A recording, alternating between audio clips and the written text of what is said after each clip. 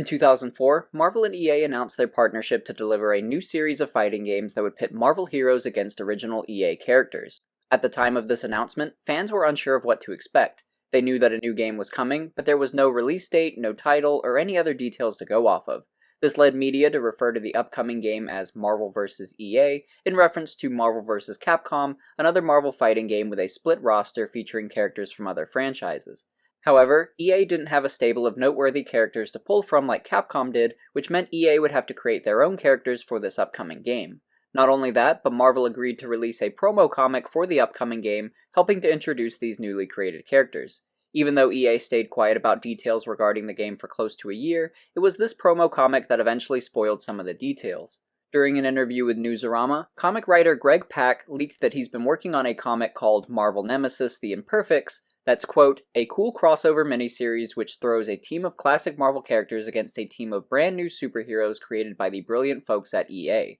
Greg went on to give a synopsis of the story during this interview, and needless to say, EA was not happy about it and immediately sent out a spokesperson to clarify that Greg was only referring to the comic and not the game. But the cat was already out of the bag, and a month later was the official reveal for Marvel Nemesis, Rise of the Imperfects, releasing in September 2005. The game would be developed by Nihilistic Software, later known as Instigate Games, who are probably best known for their work on Vampire the Masquerade in 2000. They would handle the GameCube, PlayStation 2, and Xbox versions of the game, while EA Canada, later known as EA Vancouver, handled the PSP and Nintendo DS platforms. You may be familiar with EA Canada since they've pretty consistently worked on EA sports games the last few years, such as FIFA, NHL, and UFC games. For this retrospective though, we'll be primarily focusing on the PS2 version of the game, which is where all the gameplay clips that you'll be seeing throughout this video were recorded from. We'll also briefly discuss the PSP version occasionally as well, since there are some key differences between it and the console version. But now let's start to get into what Nihilistic Software gave us with Marvel Nemesis, Rise of the Imperfects. This is a News 12 special report. New York City under attack from unidentified forces. We join Claire Strauss live on the scene. Jim, it's crazy out here. I have never seen anything like this. The streets are filled with debris. There are bodies. We're just trying to take cover. Oh, did you see that? Where's Captain America? Oh, this is horrible. The attackers, they seem to be coming out of nowhere. We've had unconfirmed reports that the Punisher is missing in action. Jim, are you getting this? Is that the Hulk? Hold on. Wait a minute. Hold on.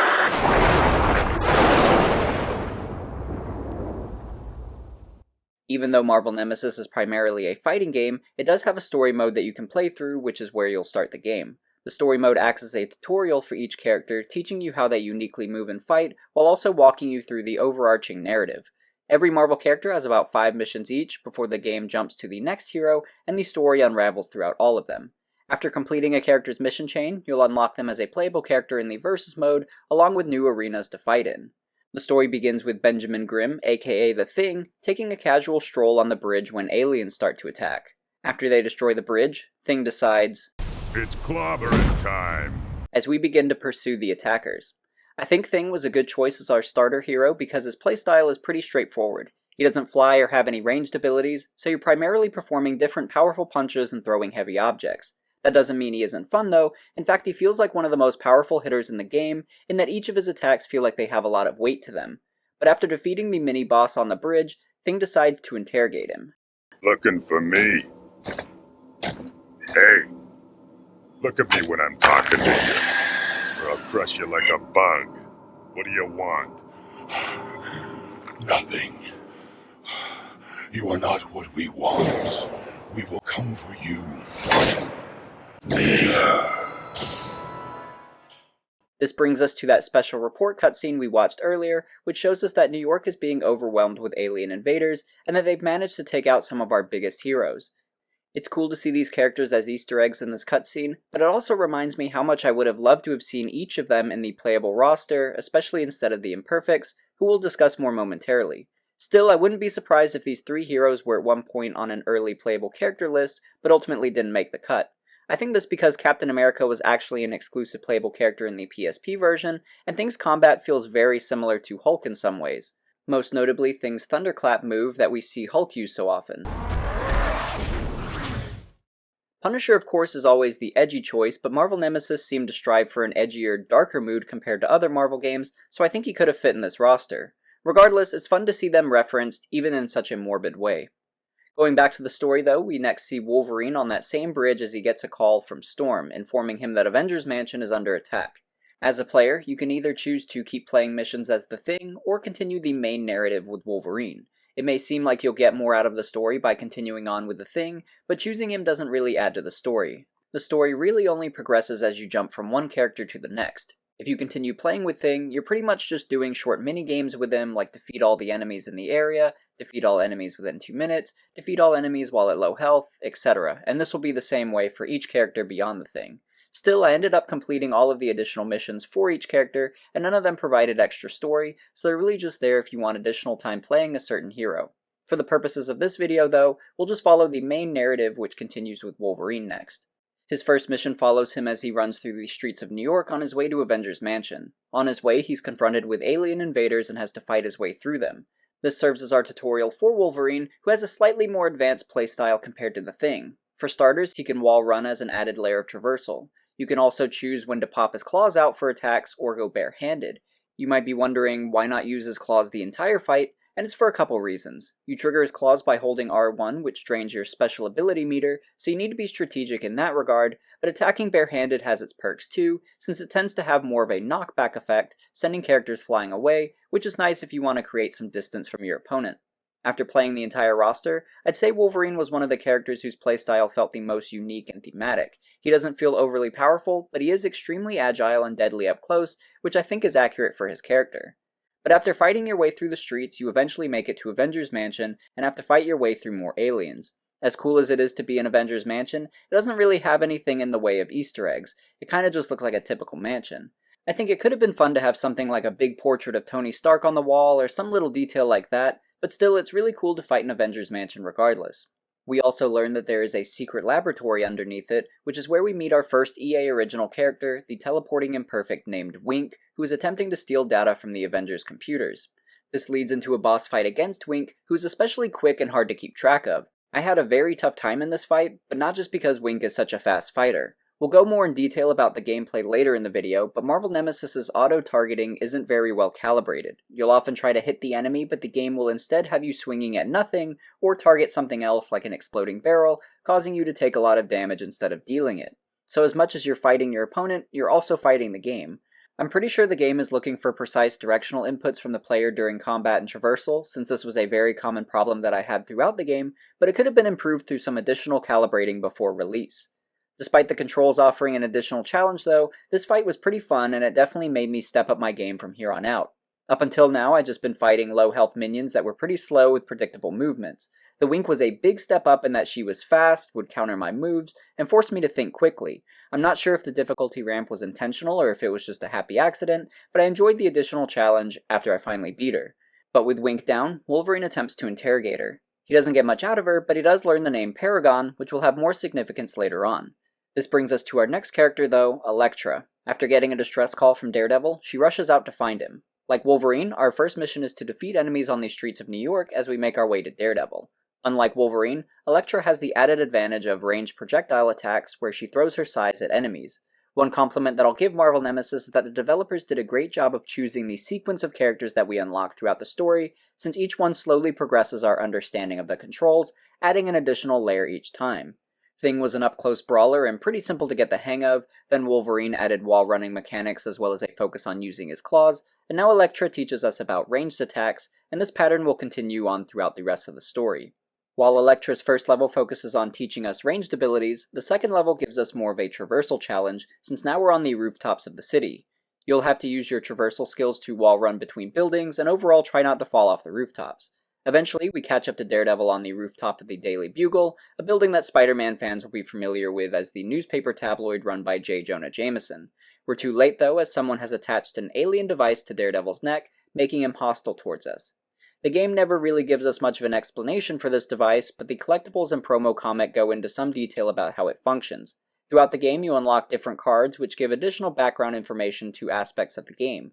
A card for this alien device calls it the Turlin Neural Override. Basically, it acts a lot like the Venom symbiote, where it boosts your strength and abilities, but it also makes you more aggressive, manipulating you to do things you normally wouldn't do. In the Marvel Nemesis comic, our heroes are injected with a similar substance that makes them more aggressive and whispers voices in their head.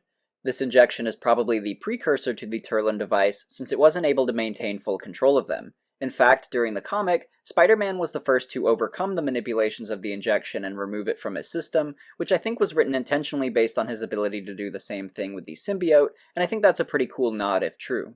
However, the device seems to have a pretty strong hold on Daredevil here, so we have to take him down to remove it.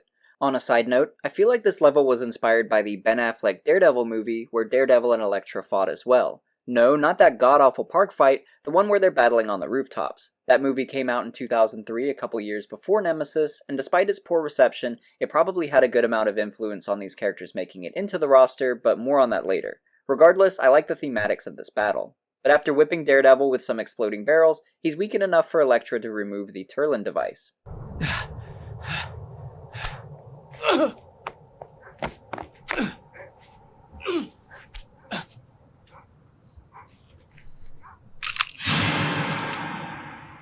You okay?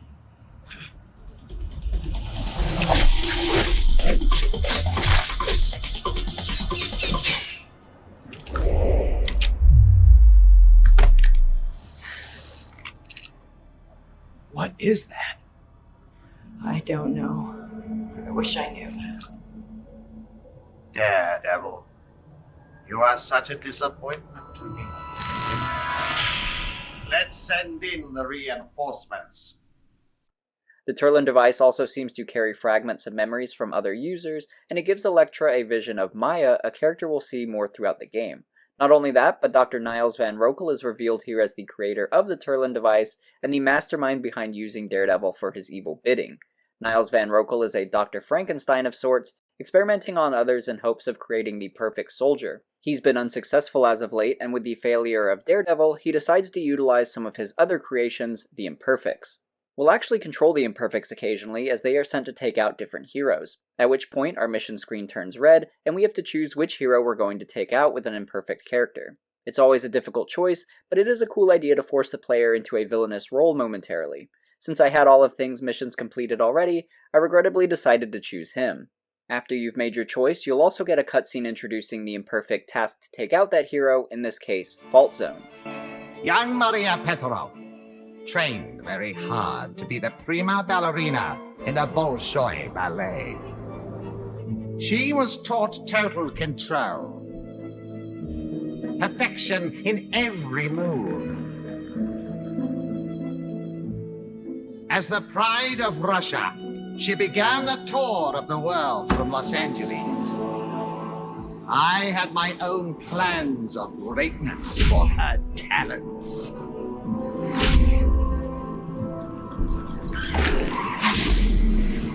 Unfortunate event shortened my career. When Dr. Rocco came to me, he said that the other doctors were all wrong. He told me he could make me dance again. I believed in Rocco. As I dreamed of performing on stage again, he crafted seismic accelerators. He trained me to concentrate the seismic impact. I will now seek my revenge on the rest of the world. Fault Zone is an interesting character and kind of creepy in a porcelain doll kind of way. Even though they play up her role as a prior ballerina, her main feature is her ability to cause tremors, kind of similar to the Marvel character Quake. In one of the collectible cards, it states that Fault Zone was specifically chosen to take on the Thing because of her ability to break apart the foundations of the Earth, so Rockel saw her as the natural choice to take on the Thing and his rocky exterior. It's pretty sinister when you imagine Fault Zone trying to break the Thing apart into pieces, but luckily we never see anything like that. As far as her playstyle though, it's decent, but I think Fault Zone has the weakest combat of all the Imperfects. She has some good up-close area of effect attacks and is pretty zippy on the field, but overall, she didn't feel that in depth. Like Thing, she has no ranged attacks and is only deadly up close. For that reason, I actually think they're a good matchup for this fight since they function relatively the same, in that they're both essentially up-close brawlers. Neither of them have a very versatile playstyle, but there is some difference between them. While Thing is incredibly strong and hits hard, Fault Zone is very fast, so the way they contrast each other in that regard made for an interesting battle. This was a pretty tense fight too, and Thing felt scary as he'd chase after me. As much as I wanted to keep my distance from Thing, I didn't really have a choice because Fault Zone didn't have any ranged abilities besides throwing objects at him. But despite Thing's heavy strikes, Fault Zone eventually emerges victorious, and Thing is removed from our mission select screen with Daredevil taking his place. Daredevil's mission begins with him searching for answers as to why he was mind-controlled. He starts his search immediately where Elektra last left him, on top of the Daily Bugle. Like the prior Marvel characters, Daredevil's opening mission is meant to be a tutorial of sorts to get the hang of his moveset, but it also adds a new feature for the player to learn, web swinging, or billy club swinging in this case. Daredevil's billy club has a built-in grappling hook, so Daredevil can swing around similar to Spider-Man, who we'll see a little later in the game. Daredevil might actually be one of my favorites to play as in the game though. He's pretty much a jack of all trades since he can do almost everything the other characters can. He can sprint, he can swing around, he has ranged attacks with his billy club, and he's very versatile in general. His billy club is especially handy for knocking enemies off the map, and you can even do some ranged throws with it where Daredevil hooks it around their neck and launches them the opposite way. The swinging aspect is very useful on the rooftop levels too, because it allows you to save yourself from falling off the map, which would otherwise be an instant death. If you're in a position where you're about to fall off the map and you can act quick enough, swinging or flying characters can rebound from this and make their way back onto the map. If you're someone like Thing or Wolverine who can't do these things, you're pretty much screwed. Daredevil's journey eventually takes him to Grand Central Station, where he runs into another imperfect, Johnny Ohm, an ex-con who has the power to harness electricity. We'll talk more about Johnny Ohm and his origins a little bit later, but in this fight, he is supercharged by the giant clock in Grand Central Station, so we have to destroy it in order to even the playing field. Johnny Ohm isn't too tough though, and after defeating him, Daredevil attempts to interrogate him for information on Paragon. He doesn't get much out of it though, and only learns that Paragon is a person and not a thing. Tough guy. What is Paragon then? Not what? Even though this is a mysterious cliffhanger that Daredevil is left with, the player gets more answers as we jump right into playing as Paragon in the next level, Beta Test. Dr. Niles Van Rokel is holding a weapons demonstration for some kind of council, showing off his newest prototype creation, Paragon. In Rokel's eyes, Paragon is his perfect creation, hence why his previous creations are referred to as Imperfects. In the game, it's clear that Paragon is meant to be the most elite fighter. She's fast, she has ranged attacks, she can teleport, she can lift heavy objects. Basically, she can do everything except for fly. However, you don't do much during this beta test mission though. You pretty much just destroy these floating alien orbs and try to reach the finish, but it's a good way for the player to get a grasp on Paragon's abilities. But once you reach the end, Rokel's demonstration is considered a success, and we jump to our next Marvel hero, Storm. Storm discovers more alien orbs on the bridge, so our first mission is to destroy them all. Storm is our first flying character, so this level has a heavy emphasis on using her flight to reach the alien orbs. Sounds simple enough, but it was actually kind of frustrating to pull off. Your energy drains very quickly when you're flying and using special attacks, so I spent a lot of this level charging up my special meter since the orbs take multiple hits to destroy. I previously mentioned that the game's auto-targeting isn't the most intuitive, so there are definitely moments where Storm's attacks would miss, or she would auto-target nearby enemies instead of the orb.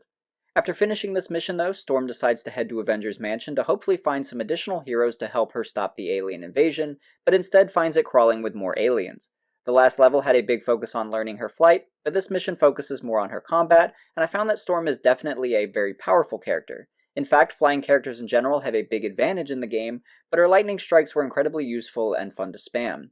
I also found that her lightning strikes tended to land more often compared to the other heroes' ranged abilities, or maybe I was just lucky in these levels. But for whatever reason, after clearing out the mansion, Storm decides to go back to the bridge, where she encounters a familiar face, Fault Zone.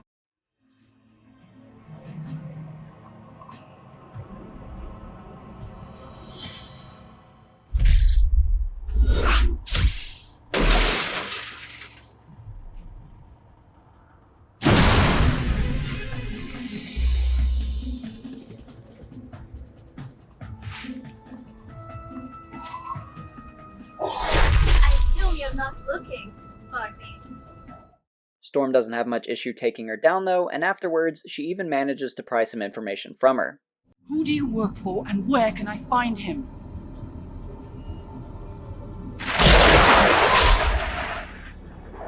Well? Power plant. He's in the power plant. In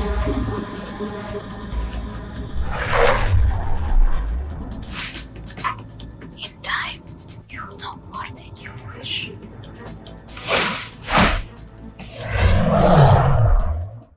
Meanwhile, Rokal sends his next imperfect character, Brigade, after Wolverine, and we get to see Brigade's origin.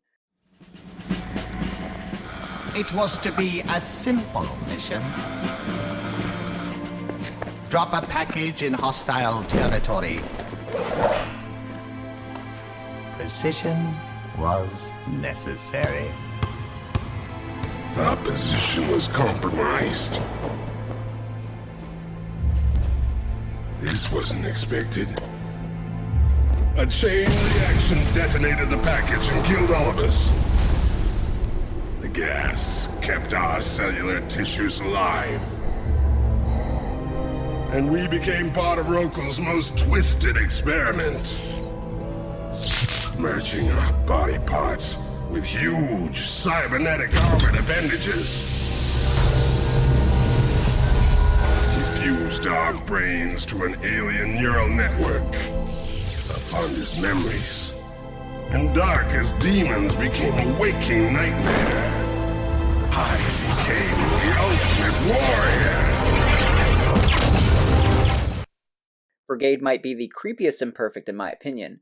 If Rokal is Dr. Frankenstein, Brigade definitely looks like Frankenstein's monster. Fused with the different recovered remains of a soldier team, Brigade has the memories of multiple people inside him, and I think they all speak to him as well. One really cool aspect about Brigade's playstyle is that if you completely drain his special meter, he'll become overwhelmed by the voices in his head and basically be stunned for a moment.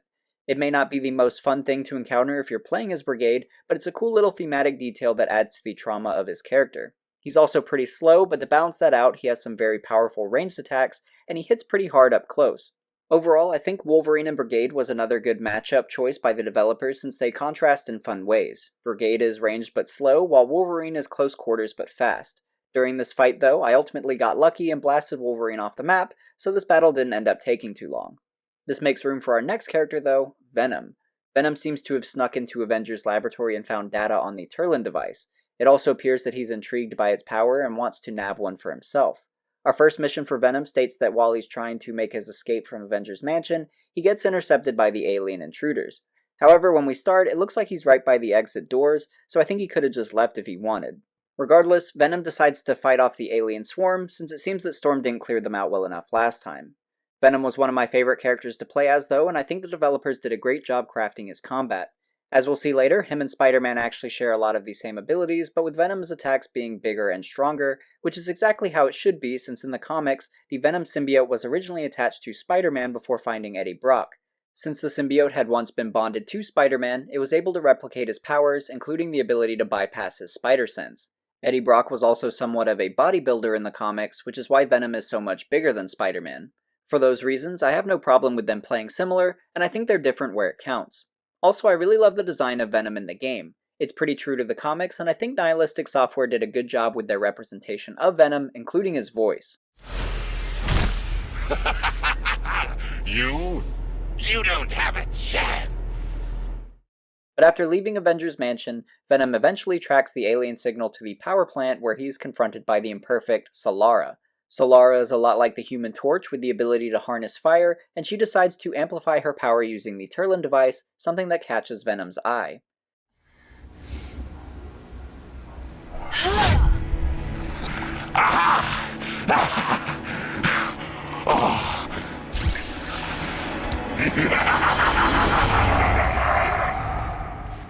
Now, let's see if I can find my old friend. We next jump to Paragon again, and it seems that she may not be as perfect as Rokal originally thought. We are moments away from the final test. After this, Paragon will be mass-produced as our victorious army. You may begin. This final encoding will allow her to plug into our system. She will be joined to my cerebral network and be able to use whatever she needs from it.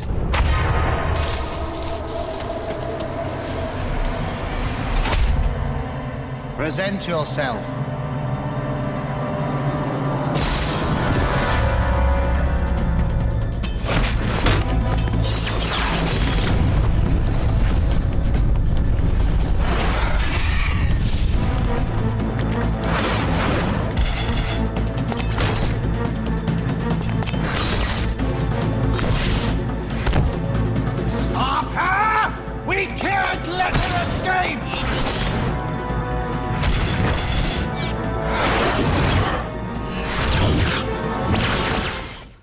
So there was a lot happening in this cutscene, so let's discuss it for a moment. It seems that Rokal has made a ton of Paragon clones, but to me, it sounds like the original one will be able to control them all. I'm not sure if that's correct, since I struggle to follow the story sometimes, but the collectible cards do help to fill in some of these gaps. For one, it states that Paragon was able to break free thanks to a failed neural encoding pass, which seems to have also triggered this memory that she has. Her memories are of her past before she was captured by Rokal. It turns out that Paragon was originally a warrior named Maya who lived in the jungles of South America centuries ago. She also had a daughter, which is a big reason why Paragon is so determined to escape in hopes of finding her, since at this moment she hasn't realized that she's awoken centuries into the future. It's a pretty sad story for Paragon, and even though I've criticized some of these story beats of the game, I do find her backstory and motivations somewhat compelling. But after making her way out of Rokal's lab, she ends up on the New York City streets and pretty much just passes out behind some dumpsters. Meanwhile, in another part of town, Spider-Man is clearing the streets of invaders until Human Torch calls, informing him that he needs to get to the power plant. Once there, Spider-Man destroys some control panels so the aliens can't use them. He then immediately returns back to the same area that he was at before Human Torch called him so that he can protect some helicopters from the aliens. To be honest, Spider-Man's missions so far haven't been that enjoyable and don't really do much for the story, but I do really like his third mission where we get to fight the alien-enhanced Venom on top of the Daily Bugle. Like I mentioned earlier, him and Venom play very similar, but Spider-Man feels a lot more agile, especially due to his more acrobatic animations. All of Spider-Man's abilities and movements feel very thematic to his character, and I think that he was really well designed in that regard. Still, Venom feels very imposing during this fight, and I was nervous to get close to him since he is so powerful. I actually think this ended up being one of my favorite fights in the game as well. Even though a lot of it probably had to do with how thematic it felt fighting Venom as Spider-Man on top of the Daily Bugle, the gameplay was strong enough to help this moment feel more authentic. Both characters feel evenly matched, but different enough that you have to play to their strengths. As Spider-Man, I felt like I needed to outmaneuver Venom and use my agility to my advantage, because Venom will hit really hard if he gets his hands on you. He was a tough fight too, and it took me a couple tries before finally beating him. But after doing so, Human Torch flies in looking for Spider-Man, but somehow both he and Venom are already gone. I'm not sure where they went so fast, but the game ignores that, and instead takes us into Human Torch's story. Eventually, Human Torch manages to find the hidden lair of the aliens and decides to infiltrate it. In here, we'll defeat a ton of aliens while traversing the same hallway we saw Paragon in earlier. Also, I really enjoyed Human Torch's combat in the game, and I think he ended up being another one of my favorite characters to play as. He's not too flashy, but I like his attack animations a lot. It's also really enjoyable flying around and hurling fireballs at people. The graphics are hit or miss in the game, but I actually think they did an excellent job with his fire effects. I also like that his character model looks similar to how he was drawn in his early comic iterations, compared to more modern takes where you can see the Fantastic Four outfit underneath the fire. Continuing on though, his next mission leads to another great thematic fight, where Rokal manages to turn the Thing against us. Johnny is probably regretting all those pranks he pulled on Ben at this moment, and I'm pretty scared for him too. Thing's main strategy is to get up close and pummel his opponents, so my goal was to stay as far away as possible and use Human Torch's ranged abilities to keep Thing at bay. That only got me so far though, because Thing's AI was pretty smart about using his special block, which would ricochet my fireballs back at me. I think the developers realized that the Human Torch would have a slight advantage over the Thing, so they built in a platform in the center of the map where Thing can occasionally recharge his health. Not only that, but the map is littered with exploding objects, so it's not too uncommon to be pinballed around the map from exploding object to exploding object. But after hitting Ben enough, he finally calms down and removes the Turlin device.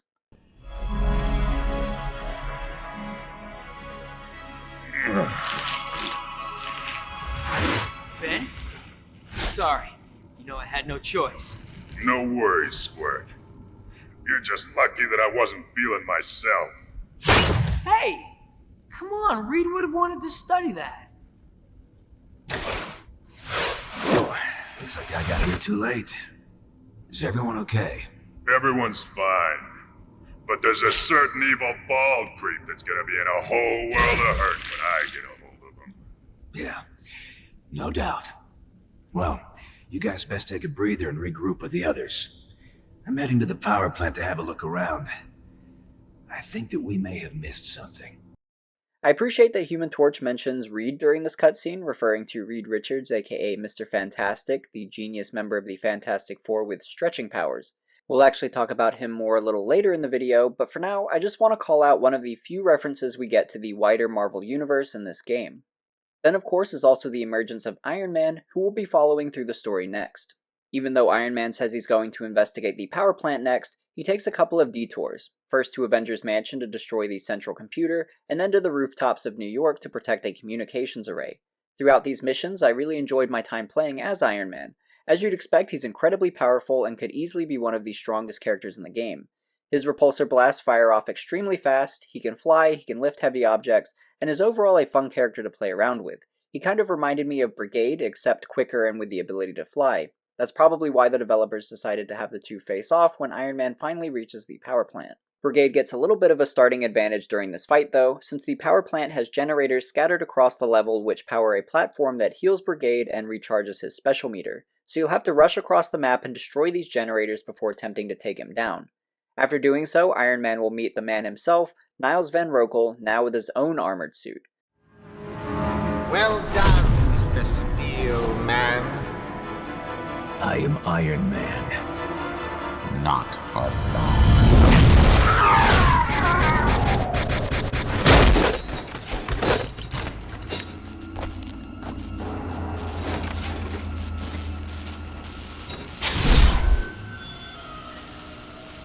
Very interesting. I'm not sure what Magneto is doing here though. I guess he was just investigating the area like some of the other heroes have done previously. I don't know, but we'll follow Magneto as our last Marvel character of the story mode. We'll pick up where we left off with him as he attempts to escape the power plant from the swarm of aliens that have arrived. Iron Man seems to have disappeared though, so I'm guessing he either made it out safely, or Magneto left him on his own, or the writers just forgot about him. Nonetheless, Magneto is pretty cool to play as, and his abilities are very thematic. Using his mastery of magnetism, you can pull faraway objects towards you, and then hurl them at enemies, similar to Spider-Man and Venom. Unlike Spider-Man and Venom though, Magneto can pull even the heaviest of objects towards him, which is extremely advantageous. This first level heavily emphasizes doing so too, since you need to strip the room of generators. Although I thought Iron Man destroyed them all last mission, still doing so isn't as easy as you would think, because stripping these generators is a somewhat slow process, so you'll probably get blasted by some enemies during your animation. It's pretty easy to get overwhelmed by enemies during this mission, but eventually we make it out of the power plant. Now that we're back on the streets of New York, Magneto finds an opportunity where he least expects it.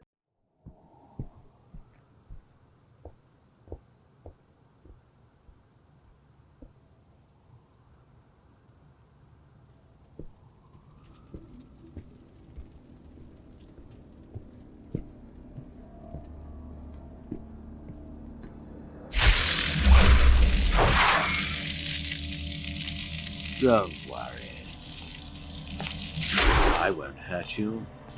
Yet.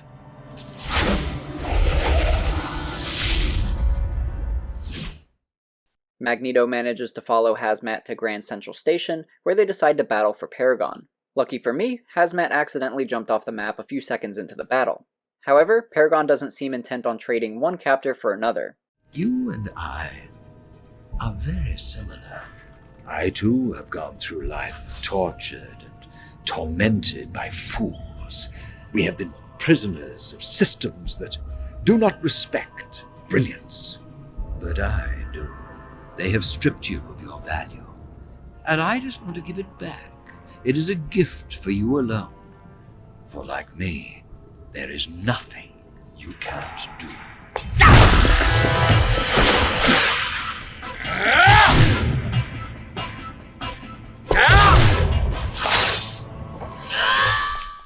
We'll next battle Magneto as Paragon, and after defeating him, Paragon decides to take the battle to her creator, Niles Van Rokel.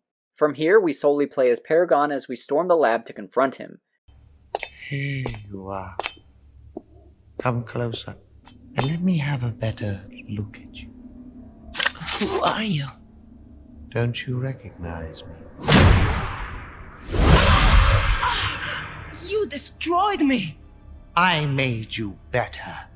You were no more than a primate, a trained monkey before we met. Liar! Don't you remember?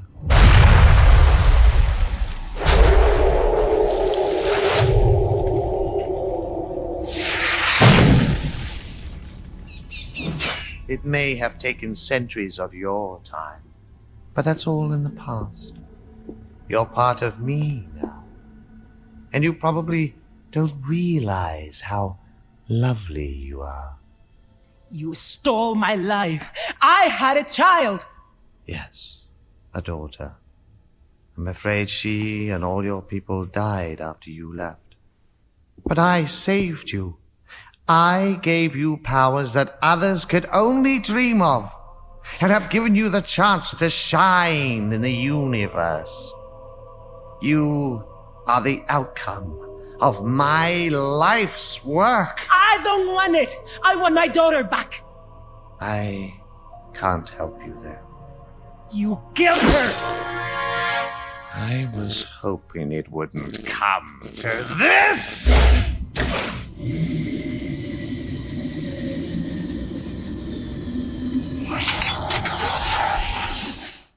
This leads to our final battle of the story between Paragon and Niles. He's surprisingly tough too, especially since he can use a platform in the arena to recharge his health and special meter, so it's kind of a rush to defeat him as quickly as possible.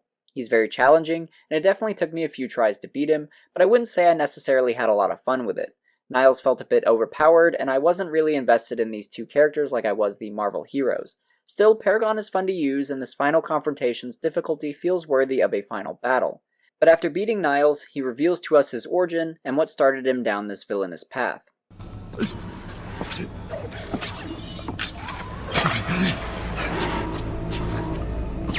You don't understand. When they landed on our planet, we thought they were refugees.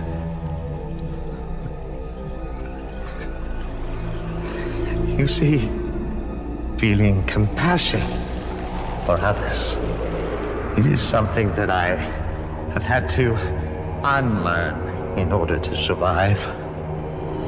More so-called refugees arrived. Slowly, they started to enslave us. All those that posed a threat were executed. Only I and a handful of other resistance fighters managed to escape. We needed to retake our home. We needed to build an army. I just wanted to save my people. That's why I made you. They're your people now. You're part of us. Forgive me.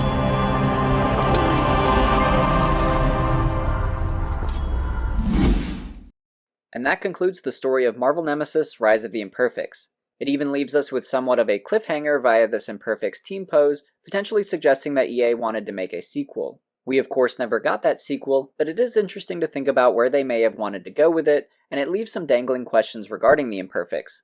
Now that they are presumably being led by Paragon, will they stay in New York City, or will they travel to Rokel's planet and try to cleanse his invaders? If they stay in New York, will they try to be heroes or villains? They were villainous in this game, but that was mostly because Rokel had them under his mind control and manipulations. The comic seems to try and paint them in more of a sympathetic light, so I tend to lean more into the idea that EA wanted the Imperfects to become heroes on par with Marvel's characters. Speaking of Marvel's characters though, let's talk about them for a moment. It bothers me a lot that the game is set in the Marvel universe, but the Marvel characters play no factor in the story whatsoever. We talked about them a lot throughout the story, and the gameplay is centered around them, but they are needless to the story. They don't save the day, they don't stop the invasion, they're just kind of running around everywhere fighting aliens.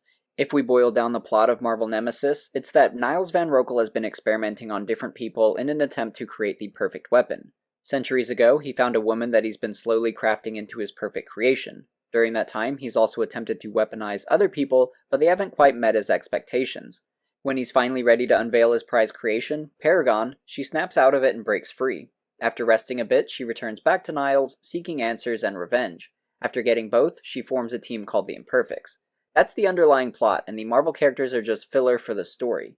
To me, it feels like EA wanted to make a fighting game that would sell well, so they decided to use Marvel's popularity and ride that hype in hopes of building up their own characters to capitalize on later.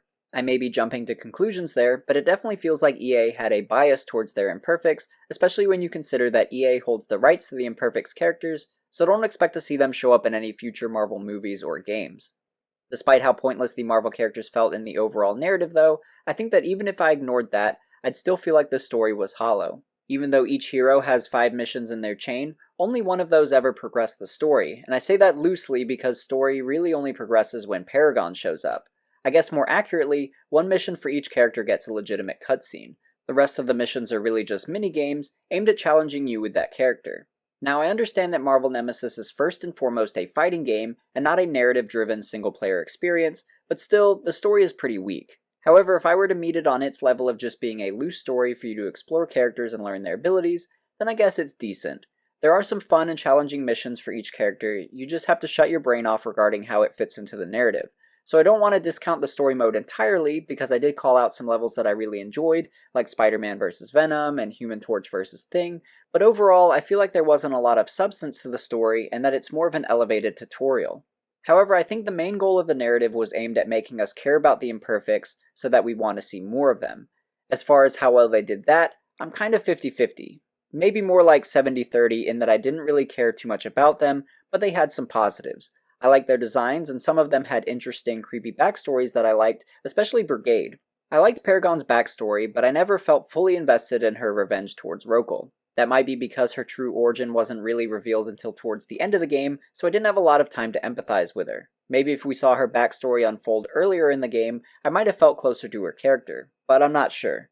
Out of all the Imperfects though, she was the only one that I had a slight connection towards. I think Niles Van Rokal was a pretty effective villain though. From the very beginning, when you see that overly shiny bald guy, you know he's up to no good.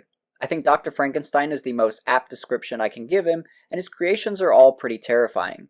I like his backstory the most too, since his character arc is essentially that he became what he hated most, an invader. His planet was invaded by an alien race, and he was one of the few to escape. In hopes of reclaiming his planet, he invaded Earth in hopes of weaponizing its people. In my opinion, I think he was the best EA original creation, which is interesting because he's probably the least likely to have returned in a sequel. Overall though, I wasn't a huge fan of the story from a narrative perspective, but I also don't think it's something you would want to skip in the game. It's where you unlock all of your characters, and it acts as a good tutorial for each of them, giving you an opportunity to test your skills with your favorite heroes through its various missions. I think that's important because the story also provides the most gameplay variety, something you don't quite get outside of it, which leads me to the next section. Her biological father was a Yakuza boss. Forced into hiding after a public assassination.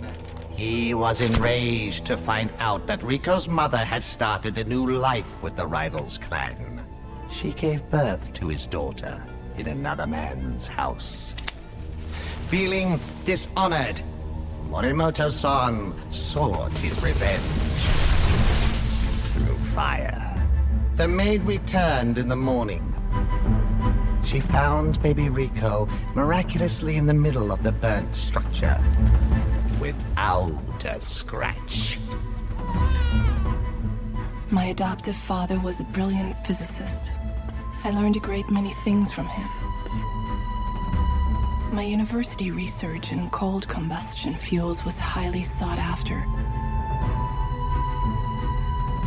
There was an accident. Everyone perished. Rokal seduced me with science. He turned me into the ultimate containment field by lining my insides with alien crystals. Fire was no longer my curse, but my salvation. I am Solara.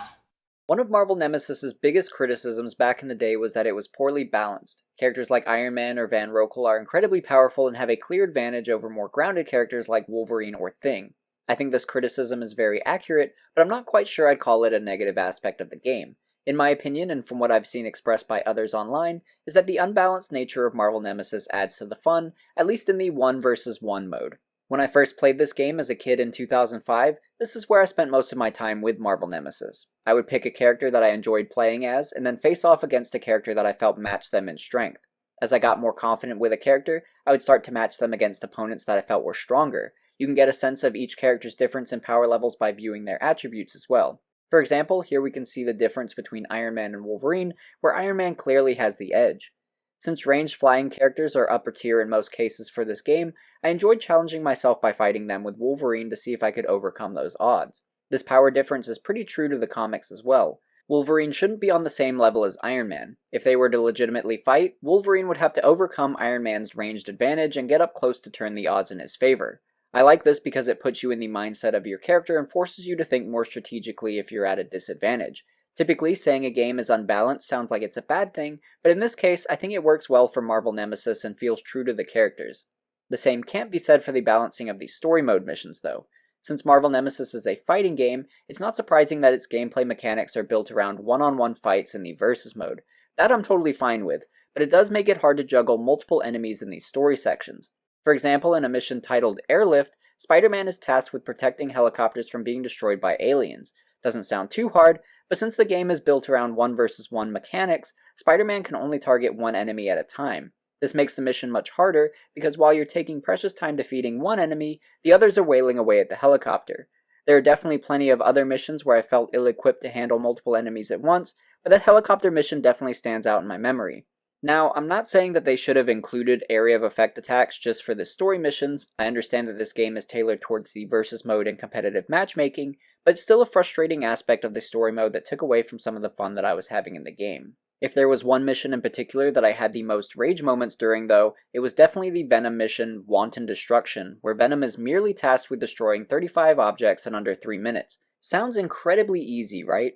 Definitely not my experience though, and this is where some of the gameplay problems were the most glaring. First off, there are a lot of enemies that spawn in to slow you down throughout the mission, which makes sense, but since your attacks focus on a single target, it becomes difficult to juggle them. Not only that, but there are these alien drone ships called Marauders that spawn in too. These things were the bane of my existence. They're fast and shoot explosives at you, which deal a ton of damage, so you want to take these things out first. However, the auto-targeting is often so inaccurate that your ranged attacks will miss them entirely, or if you actually do lock on, the drones will just dodge out of the way. Jumping melee attacks don't seem to target them properly either, and throwing objects is hit or miss. Luckily, Venom and Spider-Man can use a ranged throw attack where they web the drone and smash it to the ground, and this was the only reliable way I could destroy them. Even that was inconsistent though, often leaving me rapidly jumping in the air like a moron. Despite all of that though, the mission is just to destroy objects. The issue is that some items aren't easy to interact with though, most notably parking meters. I would try to pick them up or hit them, and the game just wouldn't register it, leaving me open for enemy attacks.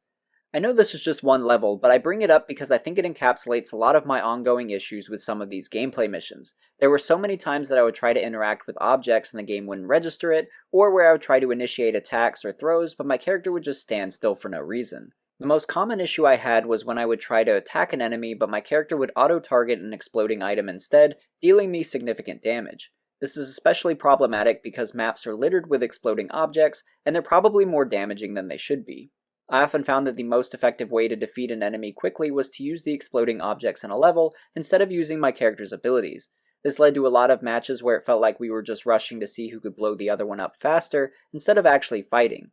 That being said, I don't want explosive items completely removed or nerfed to the point of being useless, but I do think some additional damage tuning and scaling would have helped. These smaller barrels in particular could use a nerf, or at least reduced in quantity on each map, although I think the larger objects are fine. Things like cars and vans in the streets, or the giant explosive towers in Rokel's lab are fun in that there aren't a ton of them, but they pose an impending threat throughout the fight, since you're often trying to calculate how long it'll be before one actually explodes. Trying to get your opponent to walk near one as it explodes, or trying to run away in a panic before it blasts you is an exciting feature within each level. I should also point out that I like the level design in general for each location. Each one typically amounts to a square space where you run around and fight, but the destructible objects in the level add to the excitement and thematics of these superhero brawls. It's incredibly satisfying throwing your opponent through a column in Avengers Mansion, or smashing billboards on top of the Daily Bugle. Levels that you can fall off of were some of my favorites because they always added a layer of additional risk, but also additional opportunity since you can try to use it to your advantage and knock opponents off the map to instantly win. So I really like the implementation of objects in the arena, and I know the developers wanted to incentivize us to use the environment instead of just punching and kicking, but I think some of those items are a little too strong and could use some scaling back. While we're on the topic of things that I think would have helped improve the game, I think additional modes would have added to the variety. In the game, we have the Versus mode and the Story mode. Both can be enjoyable in their own right, but it feels pretty limited. There's not really a reason to go back into the Story mode after beating it, so you'll spend a lot of time in the Versus mode. Versus mode is fun, but it can get repetitive after a while, especially since it's just one-on-one. I would have loved to see Versus mode expanded to allow 2 versus 2 or 3 versus 3 battles. As a kid, I actually thought that would have been a feature in the game because of the first trailer. In the beginning, Spider-Man, Wolverine, and Iron Man all land on the Daily Bugle as if they're about to fight together. This led me to believe there would be some kind of team battle mode, so imagine how bummed I was when I realized you could only do 1 versus 1. Now, I don't know what kind of limitations this game had, but it still feels like a missed opportunity, since having more fighters on the field would have definitely enhanced the experience. Despite it being 1v1 only, I still remember enjoying my first time with Marvel Nemesis' Versus mode back in 2005, but I would occasionally get bored of Versus mode and return to the story just for some variety, since each level acted like a sort of minigame. The main issue though was that after you beat one of the minigame missions, as I like to call them, you can't replay it. So for example, if I really enjoyed playing the mission where Iron Man has to defeat all enemies without taking any damage, I can only beat it once, and then I have to replay the entire story if I want to challenge myself in that way again. Since these missions feel so much like minigames, it would have been cool to either put in a chapter select or after beating a mission, unlock that mission for all characters to use. Using the Take No Damage Iron Man mission as an example again, imagine that after beating it, we could unlock it like we would a new character or map, and then access it as a minigame from the menu. So now that I've beaten it with Iron Man, maybe I can try it out with Human Torch or maybe Wolverine to see how I do. There are tons of other missions in the story that would be fun to revisit, like defeating 35 enemies or defeat all enemies with low health, etc. But my point is, these modes are already in the game, and even though I think these story missions feel sort of unbalanced, I think they would have helped to give the game more variety had they been utilized as mini challenge modes that you could revisit. However, I think the root of all of my problems with Marvel Nemesis stem from how unfinished it feels as a product. It's been rumored online that Marvel Nemesis was rushed out by EA as a way to quickly drum up some money. I don't know if that's true, or if September 2005 was always its targeted release date, but I'm inclined to believe the rumor because it definitely feels rushed. In fact, I think a lot of the problems I have with the game could have been fixed with the delayed release. This extra time could have been used to recalibrate and fine-tune the wonky combat, as well as fix some of the remaining bugs, and I think those improvements would have gone a long way to enhance the quality of the game. I know I've been kinda hard on Marvel Nemesis throughout this video, but at its core, there is a good game here. Despite the bugs and the inconsistent combat accuracy, I regularly found myself wanting to go back to Marvel Nemesis. When I first played this game back in 2005, I put a ton of hours into it and I regularly returned over the next couple years. Playing it again now, I definitely had some rage moments, but I also struggled to put the controller down. I often had the, okay, just one more round kind of mentality, where one more round would turn into 2 more rounds, and then 3, and suddenly I'd been playing for an extra hour. So there's definitely something addicting about Marvel Nemesis' gameplay foundation. As far as what aspects of that foundation I think are the strongest, I'd say that the concept of a 3-dimensional open fighting arena was an exciting idea. Most fighting games that I played, especially for Marvel, were 2-dimensional. It felt much more thematic to control my hero in an open space, and it allowed me to experience the fantasy of a comic book battle where I could control Spider-Man fighting Venom on the Daily Bugle, or fight aliens in the Avengers mansion. I could use my imagination to concoct reasons why the Human Torch is confronting Paragon on top of the Daily Bugle and test my skills against her, or I could have Iron Man attempt to take down Niles Van Rokel in the Ultimate Armored Suit Showdown. But beyond that, I got to experience superhero fights in a way that I hadn't been able to in Marvel vs. Capcom, and I think that alone was really exciting to me. I also think the developers did a great job of making each hero's abilities feel true to their character. For example, Daredevil's martial arts prowess is showcased in his attack animations, and I really love flinging his billy clubs across the map. Spider-Man's acrobatics feel true to form, and it's incredibly enjoyable using his webs to pull distant items towards you or fire off web bullets at opponents. And it's worth mentioning again how satisfying it is to control when Wolverine pops his claws out. Even though I don't think the Marvel characters had any importance in the story of the game, they definitely got a lot of care in their individual gameplay mechanics. There are also some cool little gameplay touches that I liked. one of which is a cinematic camera that zooms up really close on the fighters when something interesting is happening, such as a character being knocked back really far or if a character performs a special throw attack. It adds a little more visual flair to the fight, and I like it for that reason, although it does have moments of hindering your gameplay momentarily.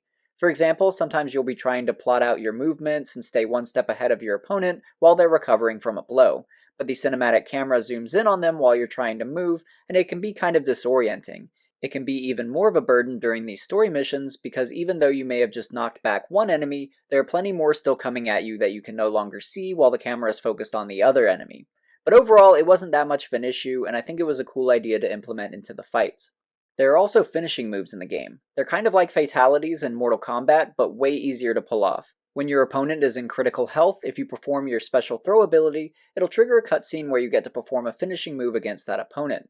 I think each hero only has one finishing move, but it's still really exciting to pull off when it works. But ultimately, there are some really fun ideas and gameplay features in Marvel Nemesis, but what keeps it from being a great game is its lack of polish, and it really makes me wonder if the Marvel Nemesis developers had been given a little bit more time to clean up the gameplay, would we be talking about the game in a much more positive light, and would it have done well enough to actually get that sequel that it clearly wanted? It's tough to say, but I do think it would have reviewed better at least, and that probably would have led to better sales. But now that we've discussed the gameplay for a while, let's talk about the character roster and their portrayals. The playable roster isn't too large, at 18 total characters, 8 of which are the Imperfects, so nearly half the roster. I know that EA was wanting to do the Marvel vs. Capcom thing and have half the roster be their characters, but honestly, I really wish this game had just stuck strictly to established Marvel heroes. I have no connection to the Imperfects, and I just see them as wasted character slots, where we could have had 8 more Marvel characters, which would have been much more exciting. For some examples, swap out the Wink with Nightcrawler or Deadpool, another teleporter who wields blades. Quake could have been a good replacement for Fault Zone, but since she was only created in 2004 and was relatively unknown at the time, a close quarter fighter like Black Panther could have been really fun too. We haven't talked much about Hazmat, but he's basically a Spider-Man clone. If you wanted to keep the Spider-Man playstyle but swap him out for a Marvel character, Carnage could have been really interesting with his ability to create weapons out of his symbiote, or even Mr. Fantastic since his stretchy arms could swing him around and reach distant items like Spider-Man's webbing could. I actually don't mind Niles Van Rokel as the villain, but I think swapping him out with Dr. Doom would have been a much more exciting and effective villain for the game as well. The list goes on, but I'm sure you get my point. There are so many other characters that could have made this list instead of the Imperfects, and I think that would have made the game more enjoyable. The characters that were selected for the Marvel roster are interesting in themselves though, because they aren't the typical bunch you would expect to see nowadays, especially with only 10 characters to choose from. This roster is interesting to me though, because it's like a time capsule from a different era of popular Marvel movies pre-MCU. Marvel Nemesis came out in 2005, and the movies that were popular back then were things like X-Men 1 and 2, the Tobey Maguire Spider-Man, the Ben Affleck Daredevil and Jennifer Garner Elektra, and the first Fantastic Four movie. Looking at the roster of Marvel Nemesis, it's clear that the movies had a large influence on what characters were included. Still, there are some noticeable exclusions from the roster. Most notably, how did Blade not make the list? This would have been around the time of the Wesley Snipes movies, making Blade a noteworthy character amongst casual Marvel fans. Not only that, but he seems like a natural choice for a fighting game, given his martial arts prowess and sword skills. The most likely reason though is that Blade's movies are rated R, where it seems like most characters in the game come from PG-13 movies. That could be another reason why Punisher didn't make the cut. Since the game received a T rating, higher-ups at EA may have wanted a roster that appealed to mass audiences. In my opinion, I think this game could have easily included characters like Blade and Punisher though, due to its darker tone. Not only is it visually darker in that there's hardly any light, but it also has a gritty and edgy tone. There are definitely elements that feel creepy in Marvel Nemesis, especially the Imperfects themselves. With the exception of Solara, each Imperfect feels like they embody their own horror trope. Brigade is like Frankenstein's monster brought to life by Rokel the mad scientist. Hazmat is body horror, or the fear of viruses, since his body is described as a living virus with liquid bones, allowing him to move and contort in strange ways. Johnny Ohm is the escaped prison convict trope, and I see the Wink as ethereal or ghost-like. Paragon kind of resembles Alien to me, due to the shape of her helmet and the large talons. Lastly, Fault Zone is like that creepy porcelain doll in your grandma's house that watches you while you sleep, kind of like Annabelle from the Conjuring movies. They're all scary in their own way, and I like their individual designs from a visual standpoint. The Imperfects could have easily been designed to look more superhero-esque with bright colors and capes, but instead they went with a more horrific style. As hard as I've been on the Imperfects though, I think the style was the right choice and it definitely feels unique. The game also feels like it takes place in a much darker and gloomier Marvel universe. The low lighting and the grimy environments gave me more Gotham City vibes than the New York we're accustomed to in the recent movies. It also feels like the Marvel characters were given more of a darker edge than they usually get.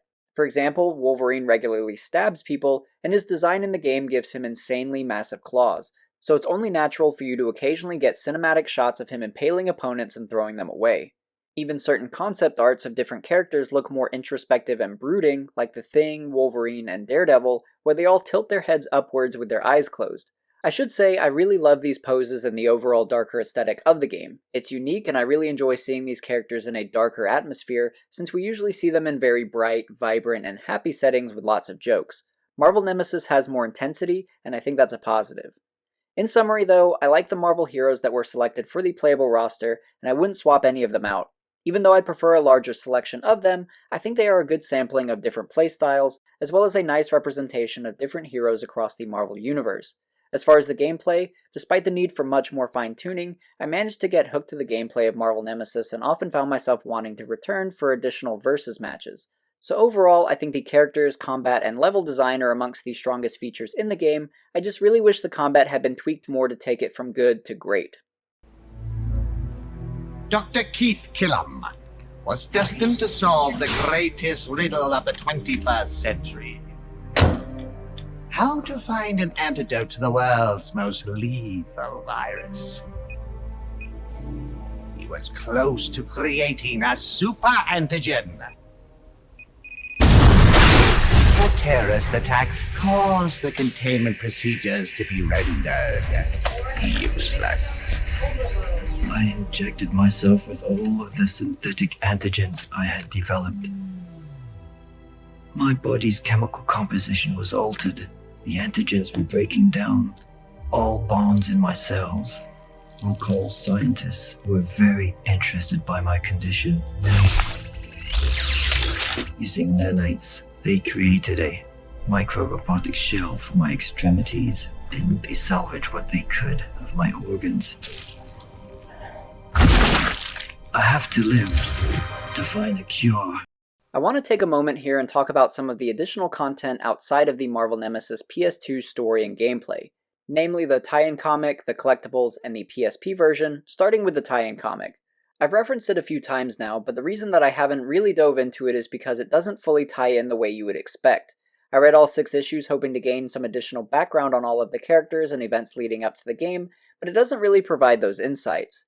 In fact, it often contradicts the game's narrative, leading me to believe that the 2 stories aren't part of the same continuity per se. After playing through the game's story, it seems like the Marvel characters have no idea what is going on and are trying to uncover the mysteries of this alien invasion. However, in the comic, the heroes have a much more integral role into the story. Rokel's test subjects aren't strong enough to handle his mind control serum, so he turns his attention to the superheroes of Earth since their strength is unmatched. So he beams a select few of them up and injects them. As I mentioned earlier, Spider-Man is the first to shake it off, followed by the rest of the Marvel heroes. However, Elektra is seduced by the power she felt from the injection and seeks out Rogel for more. Afterwards, he sends her and the Imperfects to find a hidden crystal in a jungle. Here they come across Maya, who would later become Paragon. In the game, it's revealed that Rogel stole Maya from her home centuries ago, but the comics have her in present day with the Marvel heroes. Rogel still takes her and makes her into Paragon, but her backstory is relatively different between the 2 stories.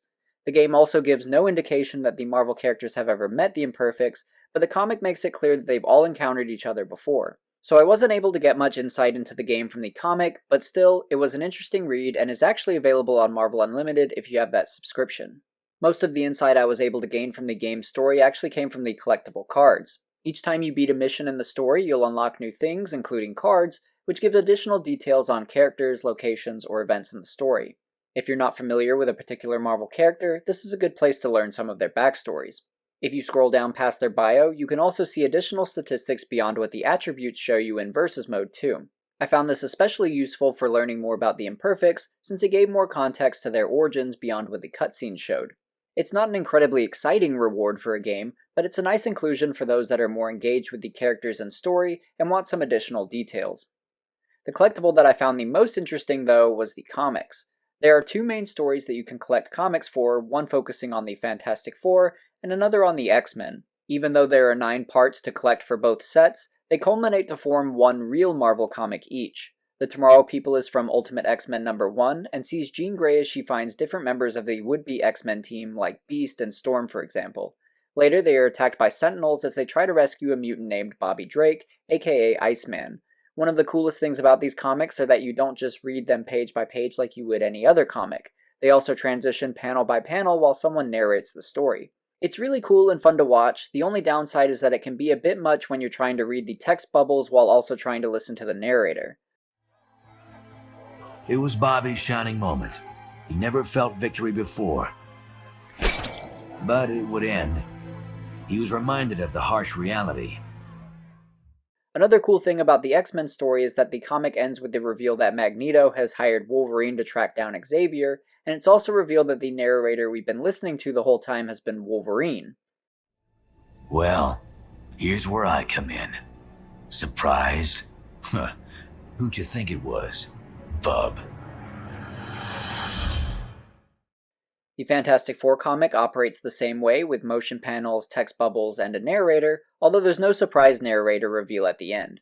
The story follows the origins of Reed Richards as he conducts ingenious experiments and earns his way into the Baxter Building, run by Professor Storm, the father of Susan and Johnny Storm, aka Invisible Woman and Human Torch as they'd later be known. These comics are really great rewards, although I'm sure they're meant to act as a sales pitch for you to go buy the rest of the issues. Regardless, I really enjoyed sitting through them. That's pretty much it for the collectibles though, so let's take a moment and talk about the PSP version of Marvel Nemesis developed by EA Canada. I actually spent a little bit of time replaying it for this video and found it had some interesting differences.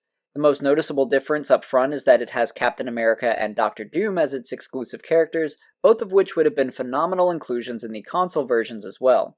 However, the PSP version excludes the Human Torch and Daredevil, so there's that trade-off too.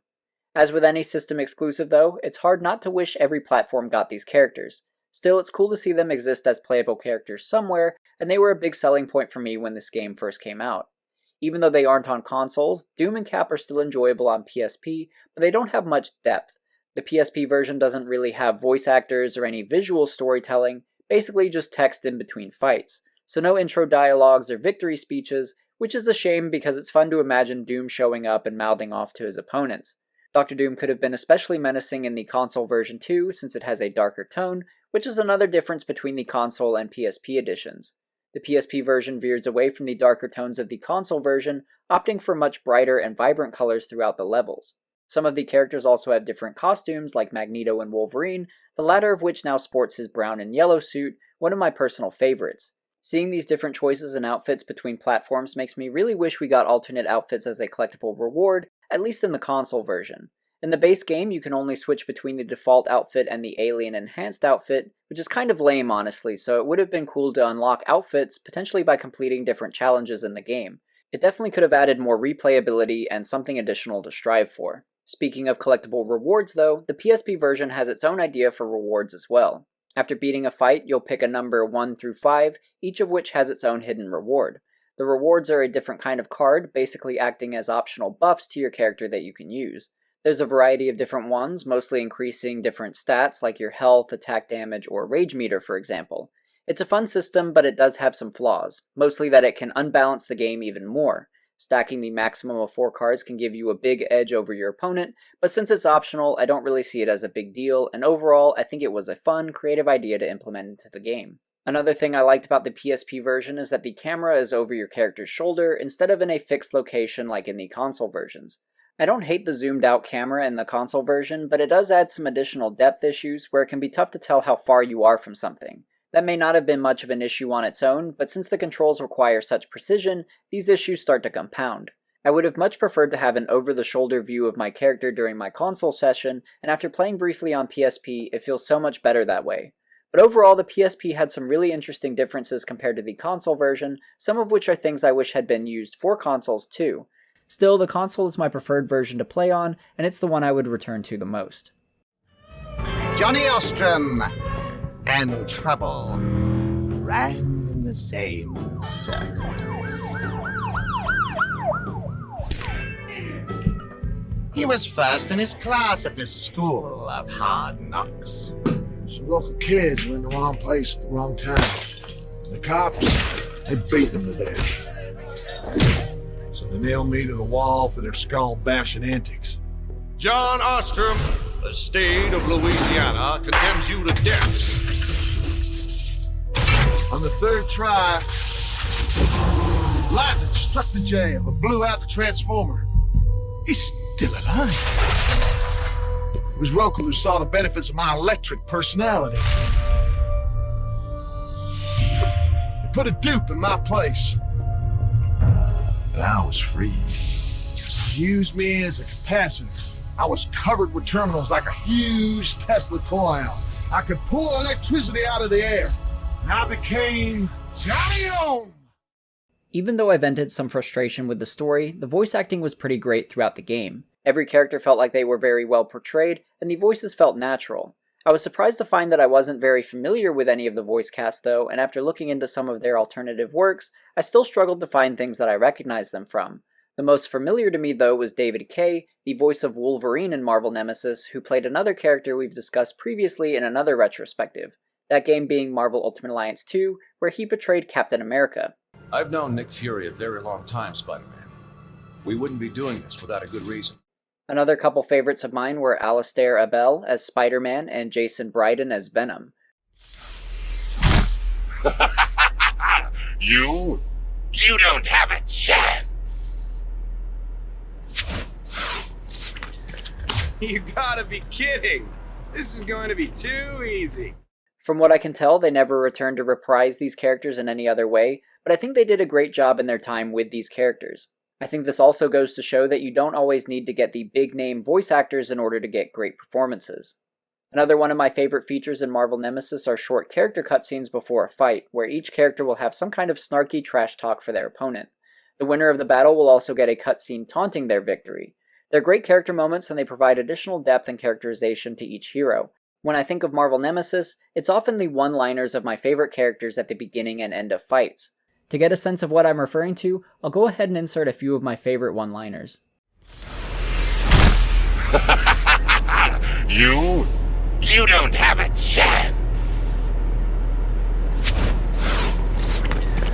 You gotta be kidding! This is going to be too easy.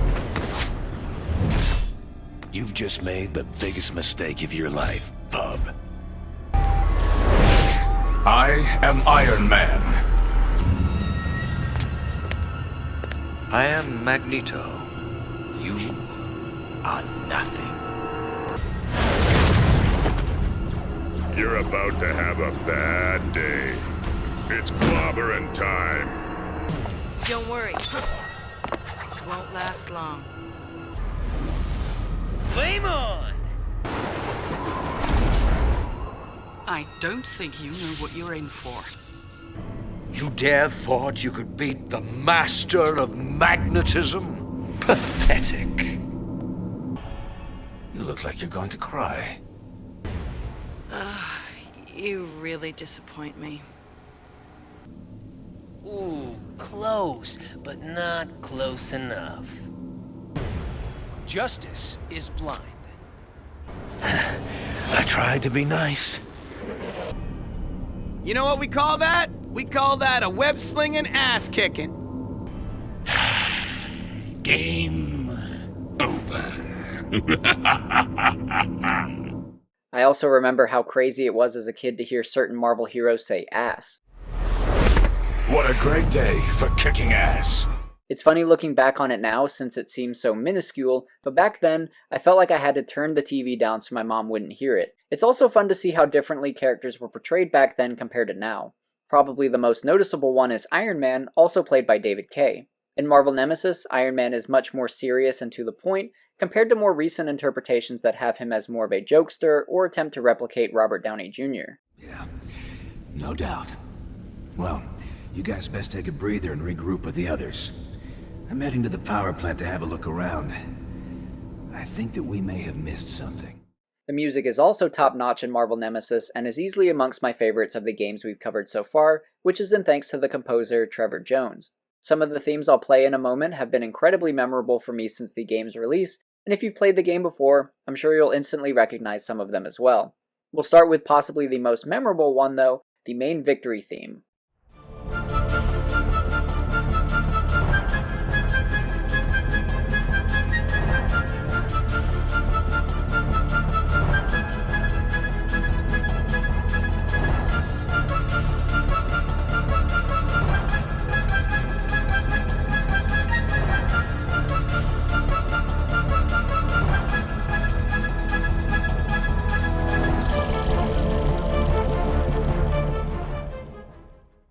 There's also a much quicker tempo version of that theme that we hear first during the Wolverine vs. Wink fight. This version is my personal favorite, and I love hearing it during various battles. This theme in particular seems to really set the frantic and intense mood of a Marvel Nemesis battle.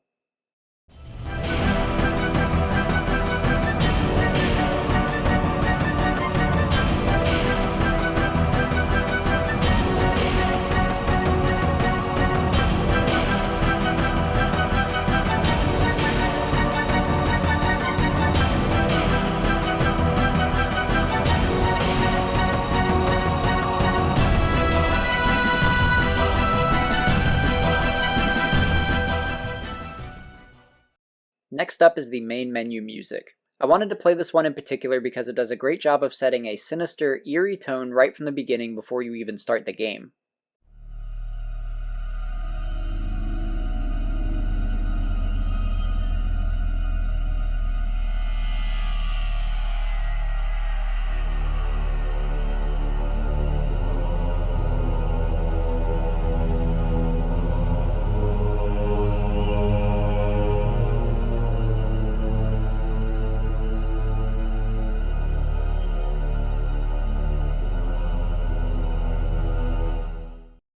Lastly is another track that plays during various battles. It's incredibly quick and frantic and really matches the fast-paced nature of the fights. This is one of the many tracks in the game that really sets the pace for a fight and keeps up the excitement.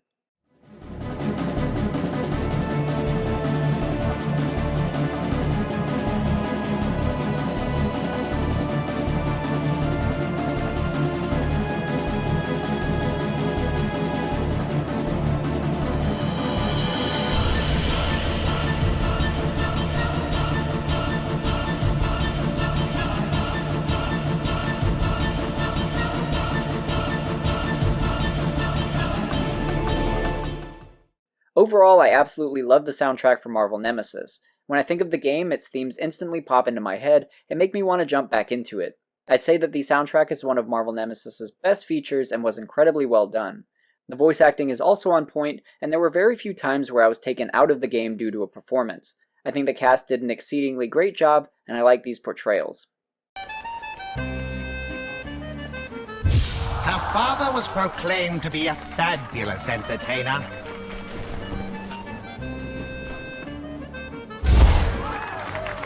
He was really more of a drunk and a gambler than a magician. Fearing for my safety, on the night which she planned our escape, my mother passed along to me the secret of her magic. I was too afraid to go with her. I regret not taking that chance. Dad was cursed with bad luck and was quickly getting in over his head. One night, they came to collect.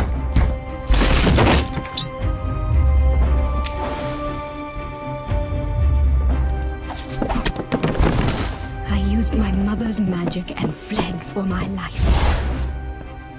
I made a living by telling lies to the desperate. And that's how Dr. Van Rokel found me. He told me he would reunite me with my mother, that he knew where she was. Rokel put a particle reactor in my hip which allowed me to teleport and transpose dimensions. Each time I disappear, I hope that when I come back, I'll be with my mother. Until then, I fight for that chance. After the game's release in 2005, it did poorly both critically and financially, leading to Marvel canceling their partnership with EA in 2007. Marvel Nemesis would receive no sequels and would be the sole game of their partnership. However, there was one other game in development by EA Chicago, an untitled Marvel fighting game that received one trailer. I remember being really excited for this game as well, as it was touting large maps with destructible environments, and also no imperfects. Sadly, EA Chicago was shut down in 2007, and this game never saw the light of day. As for Nihilistic Software, the developers of Marvel Nemesis on consoles, they struggled to find work, and after a string of unsuccessful games, they were forced to close their doors in 2012. If the rumors of EA rushing the development of Marvel Nemesis out to turn a quick profit are true, then this game is a good lesson on how destructive that can be. I can't confirm that that was indeed true, but it feels that way on every level. Marvel Nemesis feels incomplete and rushed, which is my biggest frustration.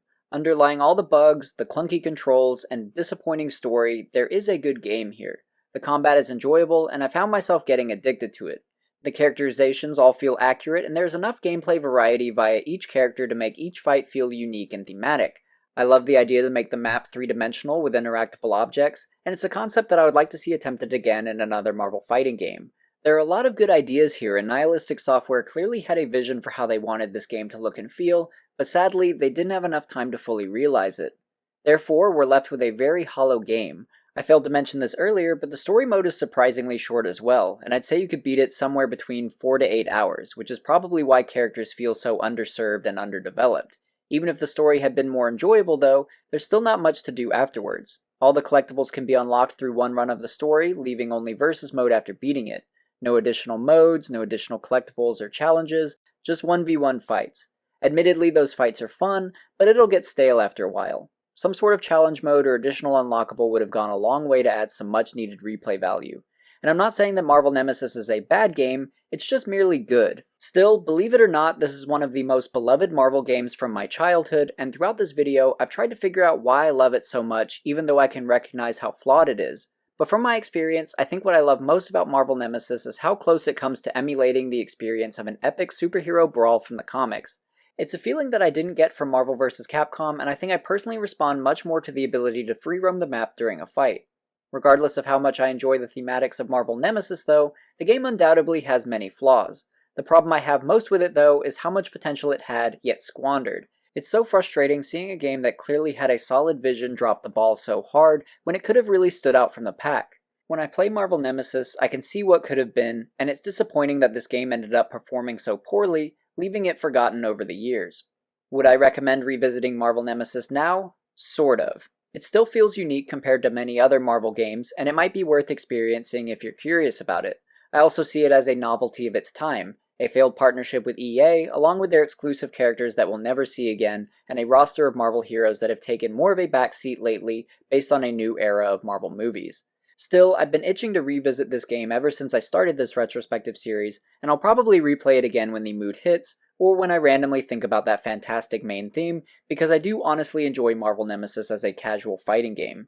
As far as scoring though, Metacritic has it listed as a 53 with a user score of 6.6.